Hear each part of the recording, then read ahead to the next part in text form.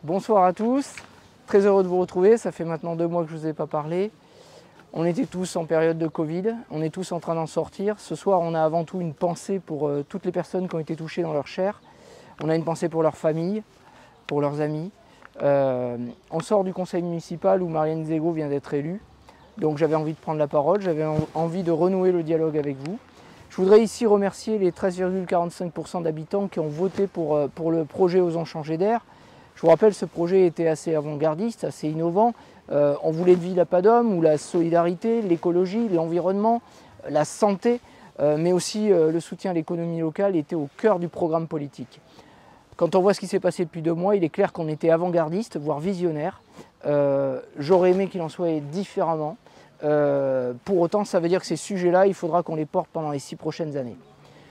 Ça, c'est la première chose que je voulais évoquer avec vous. La deuxième, c'est que l'élection aujourd'hui du maire, elle ne fait pas de débat. Il n'y a rien à dire, elle a gagné, elle a une réelle victoire, large, mais dans un contexte de Covid, avec ce que ça veut dire, de gens qui ne sont pas venus.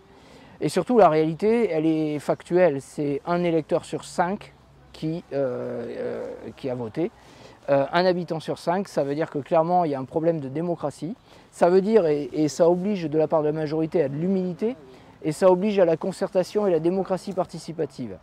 Il faut absolument développer dans cette commune la concertation, la co-construction, le débat. Et en tout cas, en ce qui concerne notre liste Osons changer d'air, on a envie de participer, de contribuer à l'élaboration des politiques publiques et à faire que cette ville devienne une ville à pas d'homme. En tout cas, on y sera très vigilants, Elsa Chiles et moi. On sera attentifs. On voudrait aussi vous apprendre une nouvelle, puisque personne n'est au courant pour l'instant.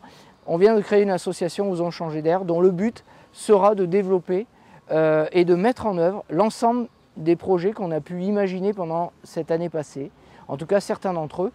Et je pense notamment à un projet auquel on est très attaché, qui aurait eu beaucoup d'importance sur les 2 derniers mois.